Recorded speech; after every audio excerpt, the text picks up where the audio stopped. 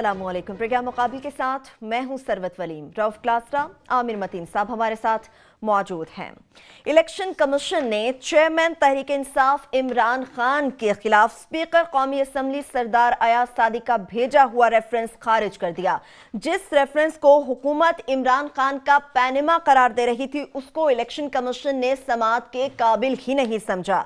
इमरान खान के आज के फैसले के बाद स्पीकर अयाज सादिक से फौरी तौर पर इस्तीफे का मुतालिबा कर दिया। साथ ही साथ प्रोग्राम मुकाबिल में ब्रेक किए जाने वाले दुबई लीक्स पर एक्शन ना लेने पर इमरान खान ने एक बार फिर से नैब, FIA और FBR पर भी चढ़ाई कर दी। इमरान खान के खिलाफ ये रेफरेंस मुस्तरद तो हो गया, मगर इसके पीछे असल कहानी है क्या? वजीर आजम के दामाद कैप्टन सफदर, उनके खिलाफ इलेक्शन कमीशन क्या फैसला दे सकता है और फिर उस फैसले के पैनमा पर क्या असरात हो सकते हैं, ये जानने की कोशिश करेंगे। प्रोग्राम के दूसरे हिस्से में बात करेंगे अदलिया से मुताल्लिक। सिंध हुकूमत के हर इदारे के लूट मार की एक से बढ़कर एक कहानी सुप्रीम कोर्ट के सामने बेनकाब। तबाही फेर दी गई, अरबों खर्च कर दिए, मगर पीने का साफ पानी मुहैया नहीं कर सके। जस्टिस अमीर हानी मुस्लिम सिंध हुकूमत पर बरहम नजर आए। दूसरी जानिब चीफ जस्टिस ऑफ पाकिस्तान ने भी इंसानी जानों से खेलने वालों के लिए जीरो टॉलरेंस का ऐलान कर दिया। जब तक मामला अदालत में नहीं आता, रियासत अपनी जिम्मेदारी पूरी नहीं करती। नैब के मुलजिम हैं मकबूल अहमद लहरी, जिनके जमानत केस में पिम्स जैसे बड़े अस्पताल में OCT टेस्ट की सहूलत ना होने पर चीफ जस्टिस की जानिब से हैरत और साथ ही साथ अफसोस का इजहार किया गया। प्रोग्राम के आखिरी हिस्से में वापडा की बात करेंगे। दिलचस्प ये बात है कि वापडा भी दफ्तर खारजा के नक्शे कदम पर चल निकला है। दफ्तर खारजा तो NGO चला रहा है, मगर अब वापडा मेडिकल कॉलेज चलाएगा। चेयरमैन वापडा अब मेरिट से हटकर भर्तियां कर चुके हैं। सरकारी फंड्स के ज़िया का बहुत बड़ा ये स्कैंडल है जो कि सामने आया। चेयरमैन वापडा नीलम जहलम, दासू हो या तरबेला, ऐसे मंसूबों को छोड़कर अब मेडिकल कॉलेज बनाने की जानिब मगर नजर आ रहे। क्या वापडा के पास अपने बुनियादी काम की बजाय इन तमाम चीजों का इख्तियार मौजूद है, या वापडा ये मेडिकल कॉलेज किसी को नवाजने के लिए बुला रहा है? तफसीलें इस पर बात करेंगे। क्लासा साहब, इलेक्शन कमीशन की खबर तो आपको पता ही है। इमरान खान तो बड़े खुश हैं। ये वो रेफरेंस था, अगर हमें याद है तो इस पर हुकूमती वज़रा ने दर्जनों प्रेस कॉन्फ्रेंस कर दी थी, पर इलेक्शन कमीशन ने तो खारिज कर दिया। सरवत वो कहते हैं ना कि पुलिस वाले हों या सहाफ़ी हों, इनका काम जो है ना शक के पेट्रोल से चलता है। सही कहते हैं आप। मतलब हर बात को देखी दिखाई बात पे एक तरह का एतबार कर लेना, ये पुलिस वाले का या सहाफ़ी का शेवा नहीं होता। तो I am smelling something foul in it as usual. अपनी आदत के मुताबिक उसके पीछे दो चार कहानियाँ हैं। इतने जनरस ये इलेक्शन कमीशन ऑफ पाकिस्तान नहीं हो सकता कि इमरान खान साहब और जहांगीर तरीन साहब जैसे उनके पास सियासी बटेरे उनके पाँव में आए हुए हैं और उनको रगड़ने की बजाय वो उनको आज़ाद कर दें कि आप आज़ाद पंछी हैं, जाएं जहां जाना है, डेरा लगाना। मतलब आप कहना चाहते हैं इसके पीछे कोई कहानी है? मैं थोड़ा सा मेरा इन्फॉर्मेशन या एनालिसिस है, ये पहले मैं क्लियर कर दूं। ये मेरी राय समझी जाए, मेरा कोई फाइनल वर्ड नहीं है। आपके सियासी व्यूज है मेरे सियासी व्यूज हैं और इनको सीरियस ना लिया जाए। मतलब जैसे मतलब शो में एक और हमारे व्यूज होते हैं, नई चीज आई, डिस्क्लेमर आ जाता है कि ये जो भी हम कह रहे हैं इसके बाद इसको सीरियस ना लिया जाए। मैं अपने बारे में कह रहा हूँ, मैं अपने व्यूज से पहले कह रहा हूँ, डिस्क्लेमर अपने बारे में दे रहा हूँ, इन व्यूज को सीरियसली ना लिया जाए। ऑन ए सीरियस नोट, ये कोई 3-4 वहाँ पे बड़े अहम रेफरेंसेस पड़े हुए थे इलेक्शन कमीशन के पास, और जैसे आपने कहा वहाँ पे हुकूमती उनके वज़रा जो हैं उन्होंने इमरान खान की और जहांगीर तरीन की उन्होंने एक तरह का डिस्क्वालीफाई उनको करा ही दिया था कि बात खत्म हो गई है। बेतहाशा प्रेस कॉन्फ्रेंस की। अब यकदम उनके सामने ये आ गया कि इमरान खान साहब भी बरी हो गए, तरीन साहब भी बरी हो गए, बड़े बड़े हो गए, नारे लग गए, PTI वाले सारे खुश हैं। आपको याद होगा इससे पहले 2 बहुत बड़े इंपॉर्टेंट यहाँ रेफरेंसेस फाइल हुए थे। एक उस वक्त लतीफ़ खोसा साहब थे, हमारे टॉम क्रूज जो हैं, हमारे सियासी टॉम क्रूज, उन्होंने एक ये फाइल किया था और बहुत बड़ा पलंदा, हमने उस पर भी कुछ शोज़ किए थे और खोसा साहब की बड़ी तारीफ़ें की थी कि उन्होंने शरीफ फैमिली पे, नवाज शरीफ साहब पे, इसाक डार साहब पे, इन पे कैप्टन सफदर पे, दीगर पे उन्होंने हज़ारों इल्ज़ामात लगा दिए थे और बहुत सारी चीज़ें भी उन्होंने टैग कर दी थी, प्रेस कॉन्फ्रेंस भी कर दी थी कि जनाब के मियाँ नवाज शरीफ साहब को, डार साहब को, फलां साहब को, इनको और इनको ये कैप्टन सफदर को डिस्क्वालीफाई करें। रीज़न कि इन्होंने अपने बहुत सारी दौलत जो है, जो एसेट्स हैं, वो डिक्लेयर नहीं किए इन्होंने गोशवारों में। आपको याद आ जाएगा सर। उसके बाद हमने उसका भी कभी नहीं सुना। लतीफ़ खोसा भी गए, वो रेफरेंस भी गए, वो उन्होंने बार्गेन के लिए, आपको पता है पीपल्स पार्टी ये काम करती है, चले वो उसको भूल जाते हैं। एक और रेफरेंस पड़ा हुआ है जिससे मैं इमरान खान और इनके तरीन साहब के रेफरेंस से ज्यादा इंटरेस्टेड हूँ। उसकी क्या फेट होती है? वो है कैप्टन सफदर साहब के खिलाफ। ये रेफरेंस फाइल किया था जब पनामा का, आपको याद होगा स्कैंडल आया था, तो इनके अगेंस्ट जो है सवात में या मैनसेरा में जो इनके अगेंस्ट पीटीआई के इनके नवाब साहब एक हैं, तो उन्होंने आके रेफरेंस फाइल किया था, बुनियाद बनाया था नवाबजादा सईद। जी सर, नवाबजादा सईद साहब जो इनके अगेंस्ट वहां पे एमएनए का इलेक्शन लड़े थे, उन्होंने इलेक्शन कमीशन में एक और रेफरेंस फाइल किया था जिसमें उन्होंने ये कहा था कि कैप्टन सफदर साहब ने जो गोशवारे जमा करवाए हैं पनामा के बाद, तो उसमें उन्होंने उनकी जदाद जो है मरियम नवाज साहबा की, वो उन्होंने शो नहीं की, ये डिस्क्वालिफिकेशन का था। और दोनों पार्टीज जो हैं, हुकूमती पार्टी भी और अपोजिशन इमरान खान भी, ये इस बात पे कैल थे कि ये इतने पावरफुल रेफरेंसेज हैं। शेख रशीद साहब ने कई दफ़ा कहा कि डिस्क्वालीफाई हो जाएंगे, रीज़न वो ठीक कह रहे थे। इससे पहले बहुत सारे एमएनएज एमपीज जो हैं ऑन सिमिलर चार्जेस वो डिस्क्वालीफाई हो चुके हैं, वो दोबारा इलेक्शन हुए उनके। अब इसमें आता है एक थोड़ा सा ट्रिक ऑफ द ट्रेड। अगर इमरान खान साहब बरी हो गए, तरीन साहब बरी हो गए, तो आप ये कैप्टन सफदर का क्या करेंगे? ये अहम है, ये अहम, यहाँ पे असल बात आती है। अब सुप्रीम कोर्ट में पनामा केस आपका वहां रिजर्व पड़ा हुआ है, फैसला लिखा जा रहा है। अब इनका जब फैसला हो चुका है तो कुछ दिनों बाद अगर ये पनामा से पहले ये फैसला आ जाता है कि कैप्टन सफदर के खिलाफ भी ऑन टेक्निकल या वट एवर रीजन ये रेफरेंसेस डिसमिस किया जाता है, जैसे इमरान खान और तरीन के, एक तो आपकी पीटीआई रोला नहीं डाल सकेगी, ये किस मुंह से कहे कि जनाब के इलेक्शन कमीशन ने गलत फैसला दिया है। वो सारे कहें कि जनाब के आपकी बारी अच्छा फैसला दिया, आपको तो बरी कर दिया है, अब उसकी कैप्टन सफदर की बारी है तो आप कहते हैं धांधली होगी, गलती होगी। आप तो खान साहब आप किसी की सुनते नहीं है, किसी इदारे पे आप पे एतबार ही नहीं, सारे ने उस पर इमरान खान पे करनी है चढ़ाई, और इमरान खान साहब भी चुप रहे हैं कि चलें कि हम भी बरी हो गए, वो भी बरी हो गए।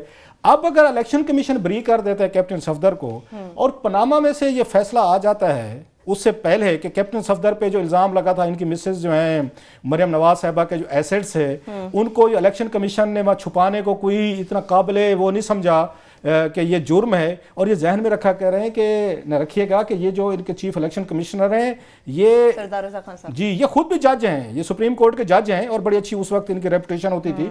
तो लिहाजा एक जज अगर ये फैसला दे देता है कि जनाब कि मैंने कोई ऐसी इरेगुलरिटी नहीं पाई कि कैप्टन सफदर की जो जदाद थी उन्होंने मरियम की छुपाई, तो सुप्रीम कोर्ट का जो पनामा का वो फैसला आना है, डेफिनेटली इसकी इंप्लीकेशंस आएंगी वहां पे कि अगर इलेक्शन कमीशन कहता है, सपोजली बात कर रहा हूं, आई डोंट नो कि क्या फैसला आता है अभी आता है, लेकिन जो ट्रेंड आ रहा है वो यही लग रहा है कि इमरान खान और तरीन अगर बरी हुए हैं तो कैप्टन सफदर को आपको बरी हो सकते हैं। अगर अब दूसरी साइड लेते हैं, अगर चलें ले लें, बात थोड़ी सी इट्स बिट, बिल्कुल अभी छोटी सी हम ब्रेक लेते हैं, ब्रेक से वापस आएंगे तो ये जानने की कोशिश करेंगे अगर ऑपोजिट भी आ सकता फैसला तब क्या इसके असरात पैनामा पर किस किस्म के होंगे। इसके साथ साथ हम सुप्रीम कोर्ट की भी बात करेंगे कि एक जानिब तो सिंध हुकूमत की बैड गवर्नेंस आए रोज बेनकाब हो रही है, दूसरी जानिब चीफ जस्टिस ऑफ पाकिस्तान ने भी इंसानी जानों के खेलने वालों के लिए जीरो टॉलरेंस का ऐलान कर दिया। तफसील से बात करेंगे हमारे साथ।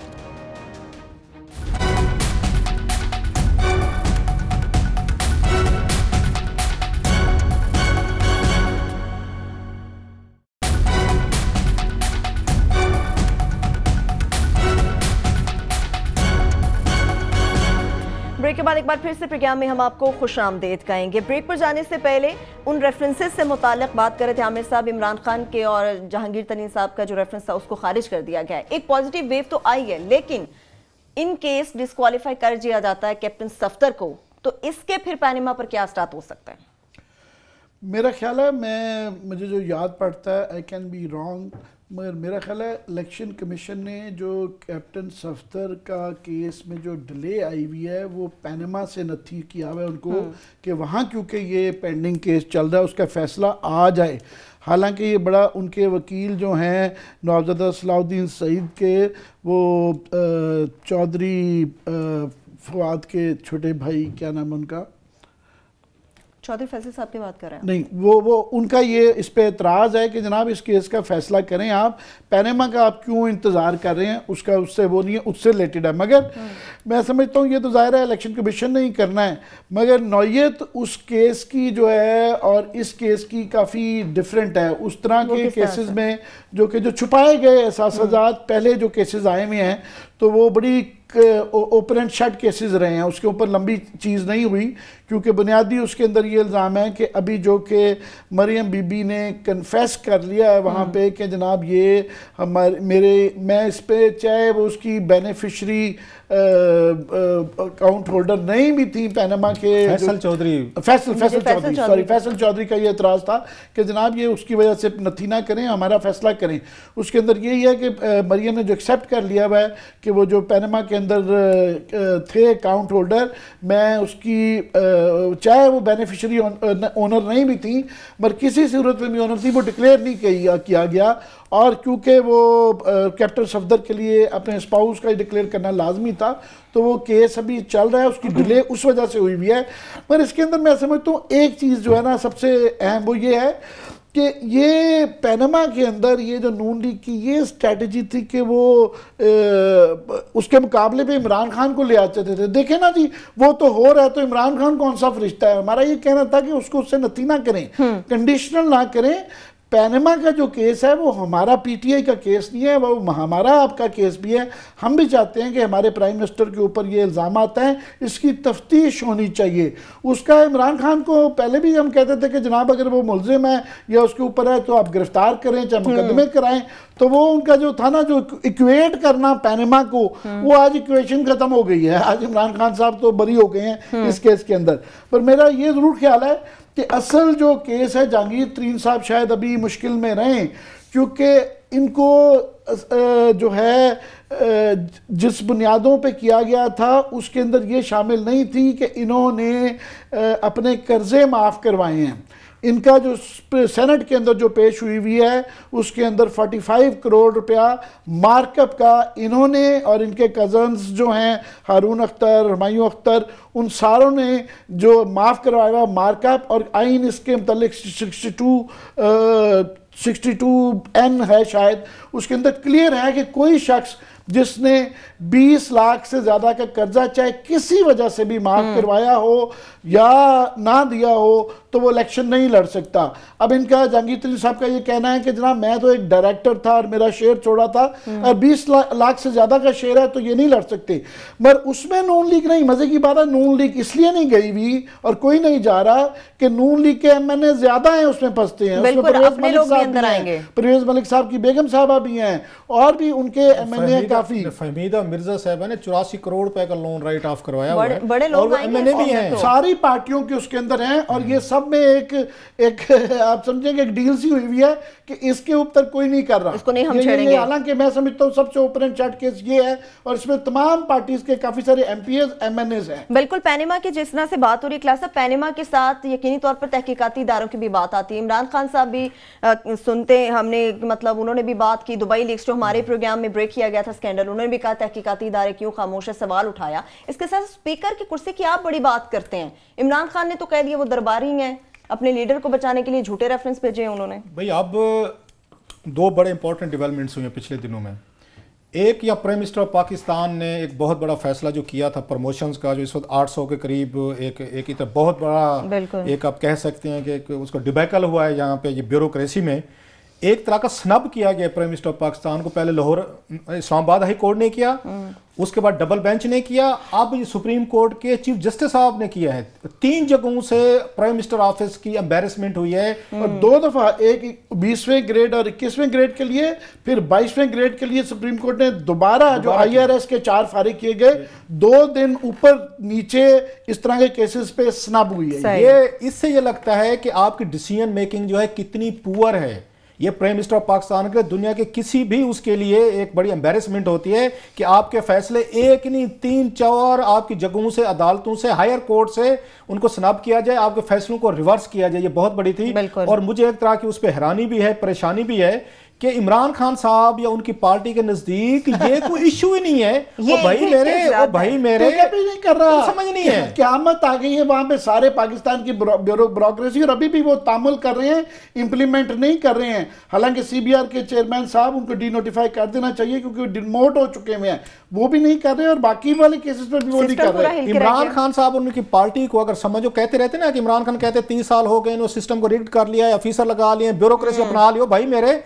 आपको तो इस वक्त पार्लियामेंट में इमरान खान को खुद आके इस केस को उठा के भाई हुकूमत को तो उन्होंने उसकी ऐसी तैसी करके रख देनी थी। ये इतना बड़ा स्कैंडल था, इसको पढ़ लेते, मौका भी है, इसका फैसला पढ़ लेते, इसकी पिटीशन पढ़ लेते, 2-4 जो बैठे हुए थे लोग उनसे ब्रीफिंग लेते। इमरान को तो जाके 800 बंदे आपके अफसरान ब्यूरोक्रेसी के उससे अफेक्ट हुए हैं। वजीर आज़म पाकिस्तान के फैसले अपने क्रोनीज के, अपने ब्लू आइड के गलत निकले हैं। आपको तो क्या मचा देनी चाहिए थी कि जनाब वजीर आज़म पाकिस्तान साहब, इस्लामाबाद हाई कोर्ट ने आपको स्नब किया, आपके फैसलों को गलत करार दिया, सुप्रीम कोर्ट ने आपको जैसे आमिर कह रहे हैं 2-3 दफा गलत किया, आप तो इस काबिल नहीं है अच्छा और सस्टेनेबल आप फैसले कर सकें। अगर आप प्रमोशन के फैसले ठीक नहीं कर रहे तो बाकी मुल्क के लिए आप कौन से फैसले कर सकते थे? इमरान खान कैसे चल सकता है? इनकी प्रे, पीटीआई की प्रे है पैनामा के अंदर कि जनाब इदारे मफलूज हो चुके हैं और ये अपने काम नहीं कर रहे हैं, जो कि सुप्रीम कोर्ट के इस 2 फैसलों से मजीद ये साबित होता है। इनकी सुनी जा चुकी हुई है मगर ये उसको टेकअप नहीं कर रहे। इनका रेलिवेंट पॉइंट बनता था कि इन्हीं अफसरान के जरिए अपने ब्लू आइड को, क्रोनिस को प्रमोट करके उनको 18-19 से लेके जो उनका हक नहीं बनता उनको प्रमोशन दे के, उनको पोस्टिंग दे के उनके जरिए रिगिंग करवाते हैं। इमरान खान साहब तकरीरें फरमाते रहते हैं। और सुप्रीम कोर्ट ने तो एक तरह से आपके स्टांस को सपोर्ट करते और रिवर्स करके उनके मुंह पे मारा कि जनाब आप गलत कर रहे हैं। आप इस वक्त इमरान खान साहब आराम से वो बनी गाला में सोए हुए हैं, ट्विटर उनके हाथ हमारी तरह लगा हुआ है, वहीं से 1-2 ट्वीट करके जान छुड़ाते हैं। सर पॉलिटिशियन बन गए। हालांकि क्लास साहब ये कोई छोटी बात नहीं है कि सुप्रीम कोर्ट ने कहा है कि प्राइम मिनिस्टर ने किस उसूल के तहत जो है इसाक डार साहब को और ख्वाजा ज़हीर को मीटिंग में बिठाया हुआ है। ये छोटा स्ट्रक्चर नहीं है, बहुत बड़ा है। वर्चुअली अब मतलब ये लोग ये कहते हैं, बेचारे जो मुतासरीन हैं वो कह रहे हैं जी अगर आपका कोई रिश्तेदार या कोई आपका दोस्त या खुद बट नहीं है, रिश्तेदार या आपका कोई दोस्त बट नहीं है तो आपकी तरक्की नहीं हो सकती।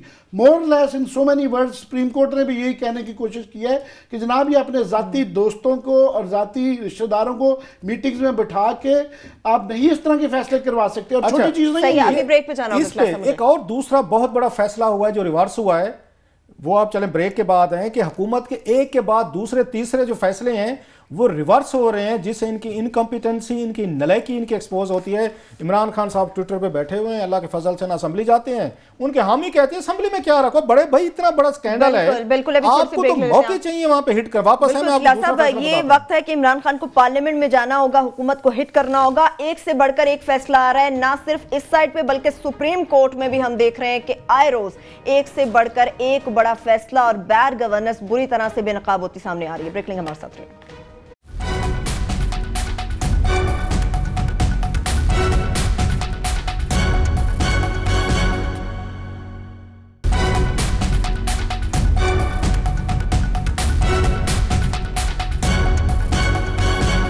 ब्रेक के बाद एक बार फिर से प्रोग्राम में हम आपको खुश आमदेद कहेंगे। अहम और बड़े फैसलों की तो क्लास अब बात कर रहे हैं, लेकिन हम देख रहे हैं कि अदलिया की जानिब से भी अहम और बड़े फैसले आए रोज सामने आ रहे हैं। अदलिया पे मैं बिल्कुल आते हैं, हम इस पे बात करते हैं। इमरान खान का जो दूसरा जो सही टारगेट किया इमरान खान ने, जो वो पहले वो स्कैंडल को नहीं समझ सके कि 400 और अब 400 नहीं अब 800 हो गए वो जो अफसरान हैं, और इमरान खान अगर खड़े होते ना उनके लिए तो ब्यूरोक्रेसी में भी इनके लिए सिंपैथीज बढ़नी थी कि किसी बंदे ने, नेशनल लेवल के लीडर ने हमारे लिए आवाज खड़े होकर हमारे लिए आवाज उठी। इमरान खान के लिए बेहतरीन ये मौका था कि ब्यूरोक्रेसी में अपनी जाके स्पेस पैदा करते, जो होते हैं ना एग्रीव्ड लोग होते हैं, उनके सर पे हाथ रखा जाए ना तो उस वक्त सबसे ज्यादा उन्हें जरूरत होती है, कंधा चाहिए होता है उन्हें रोने के लिए। इस वक्त इमरान खान को अपना कंधा रोने के लिए ब्यूरोक्रेट्स को देना चाहिए था। हालांकि मेरी हमदर्दी आपको पता है कि इनके साथ नहीं है। में इनका स्टांस प्रूव हो जाता है कि ये सुप्रीम कोर्ट ने इससे ज्यादा प्राइम मिनिस्टर के ऊपर इतने सख्त अल्फाज में तंबीह की है कि जनाब ये तरीका है कि आप बाहर के लोगों को मीटिंग में बिठा रहे हैं। और जब आप उस पर FBR के 4 लोगों को आप वो कर रहे हैं, उसमें जिन पे इल्जाम लगने वाले थे एक तरह के, पहले इमरान खान साहब खुद कह रहे थे कि वहां पे इंप्रूव किया जा रहा है, शेख रशीद कहते थे केस इंप्रूव किया जा रहा है, जो यहाँ पे सवालात उठाए जाते हैं शाम को FBR वाले बैठ के रात को नए उसके जवाब तैयार करके या डॉक्यूमेंट्स दे देते हैं। इमरान के पास मौका था कि ब्यूरोक्रेसी के बड़े सेक्शन को अपने साथ मिलाता। इनको तो वहां पे ना कौमी असेंबली से निकलना नहीं चाहिए था, सेनेट में इनको रोला डाल देना चाहिए था कि 800 के करीब ब्यूरोक्रेट्स की आपने गलत तरीके से प्रमोशन किए हैं, आपने उनको यूज किया है, अब्यूज किए, अपने क्रोनीज किए हैं। That was the best chance Imran के लिए कि वो इस ब्यूरोक्रेसी को अपनी साइड पे कर सकता था।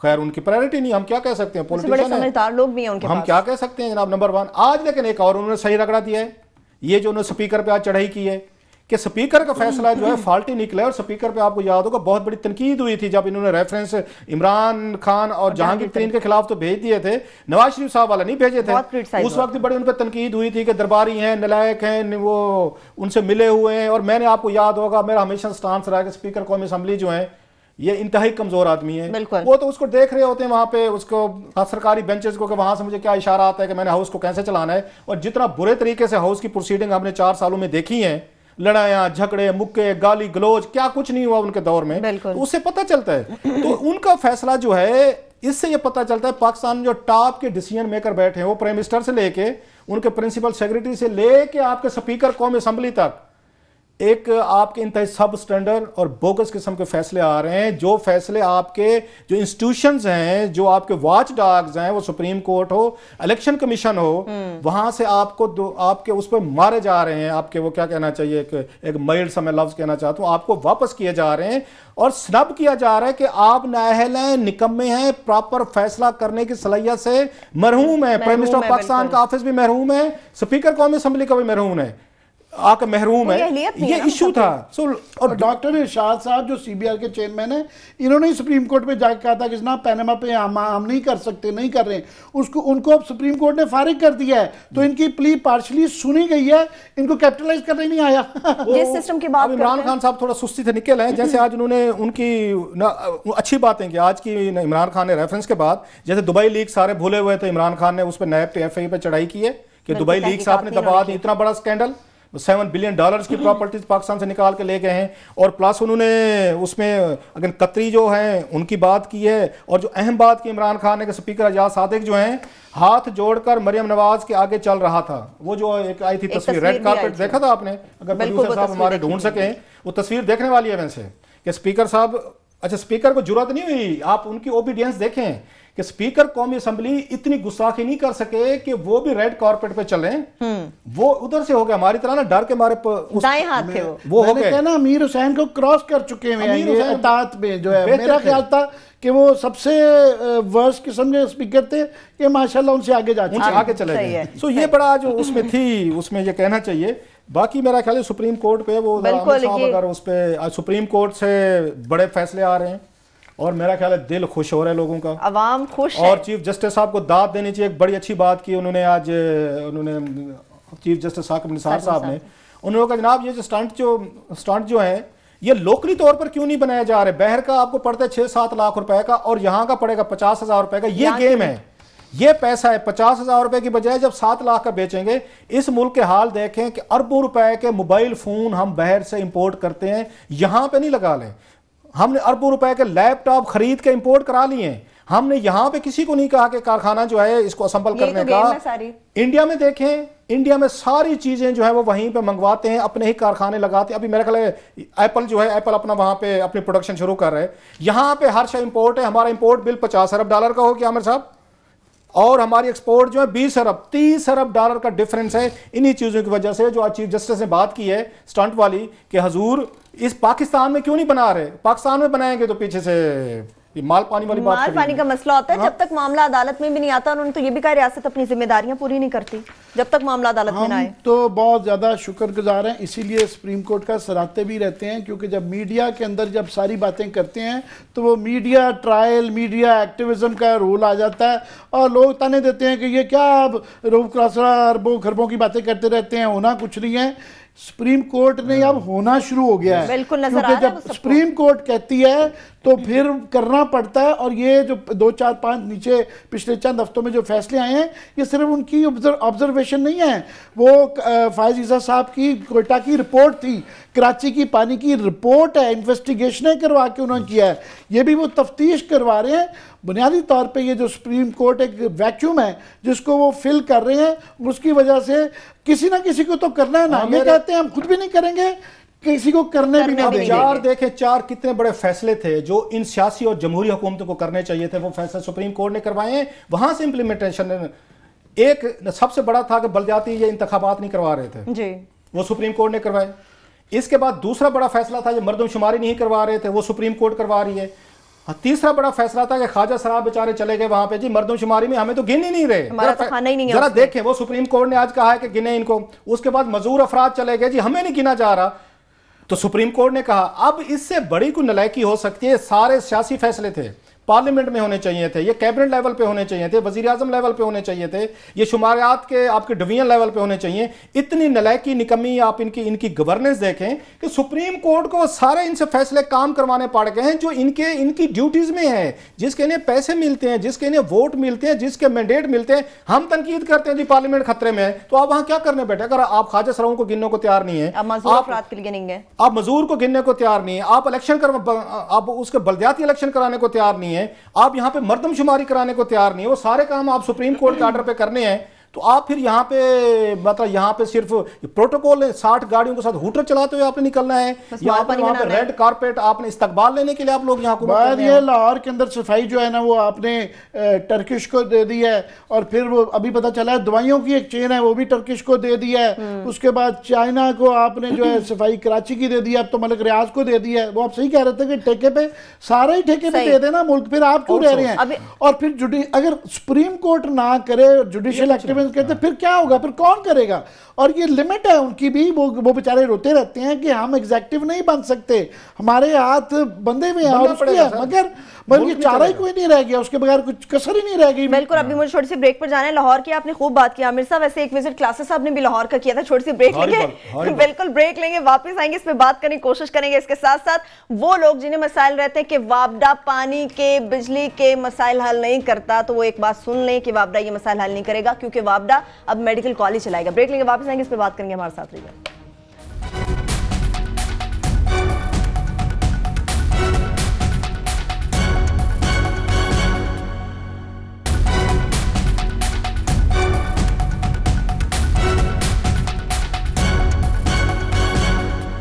ब्रेक के बाद एक बार फिर से प्रोग्राम में हम आपको खुशामदीद कहेंगे। वापडा की बात करने जा रहे हैं क्लासेस। अब हम तो दफ्तर खारजा की बात करते रहते हैं कि जो काम उन्हें करने चाहिए वो नहीं कर रहे हैं, एनजीओ चला रहे हैं। अब तो वापडा भी अपना काम करने की बजाय मेडिकल कॉलेज बनाएगा। अनवर हुसैन सुमरा साहब भी हमारे साथ मौजूद है, सीनियर सहाफी हैं। सर, आपके कीमती वक्त का बेहद शुक्रिया। जी क्लास साहब, बड़ी एक मेरा ख्याल है एक अजीबो गरीब, इसको स्टोरी कहूँ, स्कैंडल कहूँ, मुझे नहीं समझ आ रही क्या स्कैंडल कह लें क्लास साहब। बड़ी इसमें मजे की चीजें ये दस्तावेजात भी अभी हम स्क्रीन पे आपको दिखाएंगे कि नए चेयरमैन साहब लाए गए थे, लेफ्टिनेंट जनरल साहब, कि वो आएंगे और वापडा को ठीक कर देंगे, जो पाकिस्तान के आपके बिजली के मसाइल हैं रिलेटेड टू डैम्स वगैरह प्रोजेक्ट्स करेंगे। बिल्कुल, उनका तो हमें नहीं पता कहाँ तक पहुंचे नहीं पहुंचे, लेकिन अब हम ये स्टोरी आपके सामने ब्रेक कर रहे हैं, कंफर्म कर रहे हैं कि उन्होंने अपने लिए, अगर दस्तावेजात में लिखा है 6 करोड़ रुपए का अपने लिए जिम बनवा रहे हैं। 6 करोड़ जी, लेकिन उनके स्पोक्स पर्सन से बात हुई, तर्जमान से, वो कहते हैं जी 65 लाख से बन रहा है। चलो जी 65 लाख से बन रहा है, बाकी छोड़ें, जिनका काम था डैम्स बनाना वो मेडिकल कॉलेज बना रहे हैं, वापडा मेडिकल कॉलेज बना रहे हैं।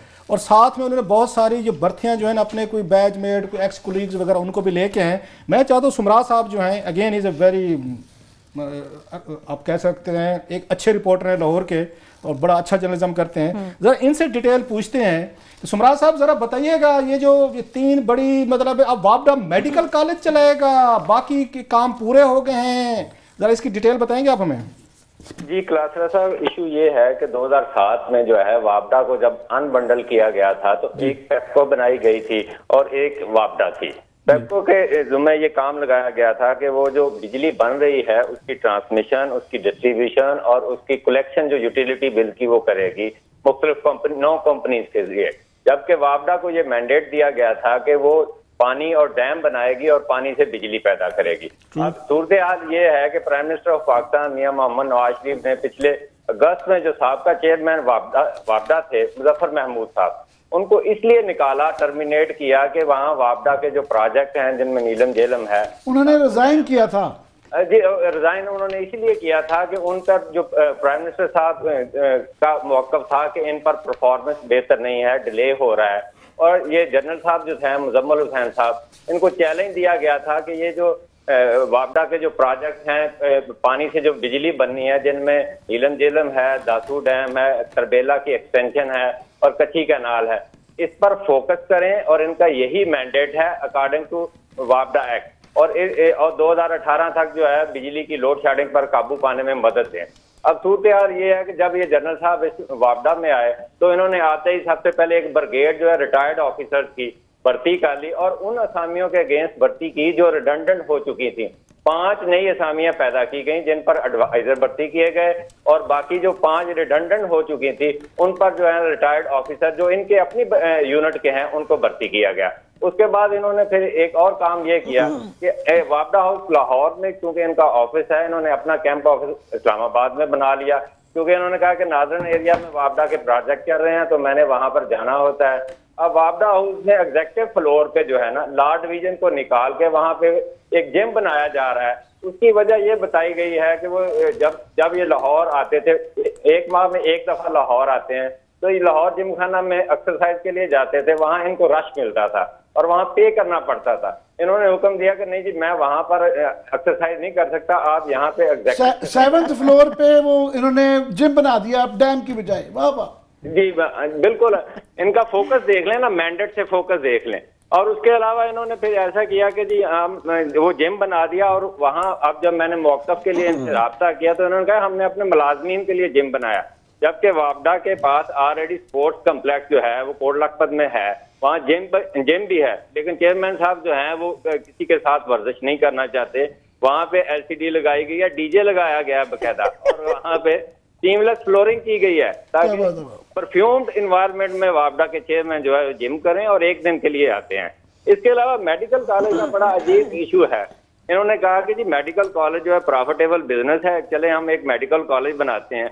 मैं इनसे पूछता हूँ कि इन्होंने डैम मुकम्मल कर लिए जो आप मेडिकल कॉलेज की तरफ आए। इसके हवाले से इन्होंने ऐसे किया कि एक स्टीयरिंग कमेटी बनाई और उनको ये कहा कि आप मेडिकल कॉलेज बनाने के ऑप्शन को देखें, और PMDC के साथ उन्होंने एक मीटिंग की। PMDC जो है वो अदारा, उसने कहा कि जी मेडिकल कॉलेज बनाने के लिए कम से कम 50,000 स्क्वायर फीट जगह होनी चाहिए, उसके अलावा आपका 500 बेड का हॉस्पिटल होना चाहिए। चेयरमैन साहब ने कहा कि हॉस्पिटल ढूंढें। लाहौर में वापडा का एक हॉस्पिटल है जो 250 बेड का है और उस पर ऑक्यूपेंसी जो है वो 70% भी नहीं है, लेकिन चेयरमैन साहब ने कहा इस पर आप 3 स्ट्रक्चर खड़ा करें और वहाँ 500 बेड लगा दें, और इसके अलावा जगह ढूंढें। जगह इनकी वापडा के ऑफिस है सनी व्यू में जो गवर्नर हाउस के बिल्कुल बैक पे है, वो तकरीबन 30,000 स्क्वायर फीट की जगह है। वहां पे इन्होंने कहा फौरी तौर ऑफिस को निकालें और इनको शिफ्ट करें रेंटेड बिल्डिंग्स में। इस जगह पे हम कॉलेज बनाएंगे, यहाँ पर भी हम स्टील स्ट्रक्चर खड़ा कर लेंगे, उसमें क्लासें इस साल लगानी है। इनको मैंडेट दिया गया था कि 2018 तक आपने डैम्स बनाने हैं, हमने लोड शेडिंग खत्म करनी है, और ये उस मैंडेट को इन्होंने ट्रांसफर कर दिया कि हमने तो यहाँ मेडिकल कॉलेज बनाना है इस साल, और इस साल इसमें क्लासें लगानी है। वाह वाह। अच्छा अनवर, ये तो इस पे आपने, मेरी भी उस पे हुई, हम भी वर्जन को इस पे क्या है, वापडा क्या कहता है कि जी कि मेडिकल कॉलेज डैम छोड़ के मेडिकल कॉलेज बनाएंगे, डॉक्टर पैदा करेंगे, या जिम लगाए जाएंगे, या जो ब्रिगेड भर्ती कर ली है, वापडा का क्या पॉइंट ऑफ व्यू है इस पे सर? जी, मैंने जब इनसे रब्ता किया तो मैंने इनको ईमेल की, तो उनके स्पोक्स पर्सन ने जो मुझे रिप्लाई किया उसमें कहा गया है कि जी वापडा एक ऑटोनोमस बॉडी है, वो जिसको जी चाहे भर्ती कर सकता है। मैंने उनसे पूछा कि आप भर्ती तो कर सकते हैं, एडवर्टीजमेंट करें, एक पॉलिसी है रिक्रूटमेंट की, उसको फॉलो करें, सुप्रीम कोर्ट के ऑर्डर हैं, ट्रांसपेरेंसी होनी चाहिए। उन्होंने कहा जी हम ऑटोनोमस बॉडी हम भर्ती कर सकते हैं, आप इस पे एतराज ना करें। दूसरा, जब मैंने उनसे पूछा कि आपने इतना बड़ा जिम, जबरदस्त किस्म का जिम बना दिया है एक बंदे के लिए जो एक माह में एक दफा लाहौर में आता है, तो उन्होंने कहा ये हमारे 2400 मुलाजमीन हैं, इस जिम में जो है वो नैब कासद भी वर्जिश करेगा, इस जिम में चपड़ासी भी वर्जिश करेगा, इस जिम में चेयरमैन वापडा भी वर्जिश करेगा। मतलब महमूद व अयाज एक हो गए हैं, एक ही साफ में महमूद व अयाज खड़े हो गए हैं। ये जाहत तो ऐसे लगता है कि एक ही साफ में खड़े हो गए, लेकिन जो चेयरमैन वापडा हैं वो अगर जिम खाने में एक रश में जहाँ पे जंटली जाती है वर्जिश नहीं कर सकते, तो इधर मुलाजिम करेंगे वो। अच्छा, उसका पहले वर्जन हमें दे दें कि वापडा का, फिर उस पे उसके बाद उन्होंने इसका क्या कहा, जिम का जो वो करेंगे, and what about medical college, इस पे उनकी क्या उनका वर्जन है, उनके तर्जमान बिल्कुल मुख्तसर जानना चाहेंगे। मैं क्विकली जो है ना, वो जब तक रास्ता नहीं उनसे रहा, वो तर्जमान तो का वो जो जनरल साहब को जो लाया गया था, वो जफर साहब ने जो है रियलिस्टिक पिक्चर दे रही थी कब तक बनेगा। इन्होंने कहा जी मैं डिलीवर करूंगा, मैं सिर्फ जनरल साहब की बता रहा हूँ कि ये जिम बना रहे हैं, मेडिकल कॉलेज बना रहे हैं, जो अपना काम था इन्होंने करना था, वो तीनों के तीनों वापडा के मेजर प्रोजेक्ट सारे डिलेड हैं।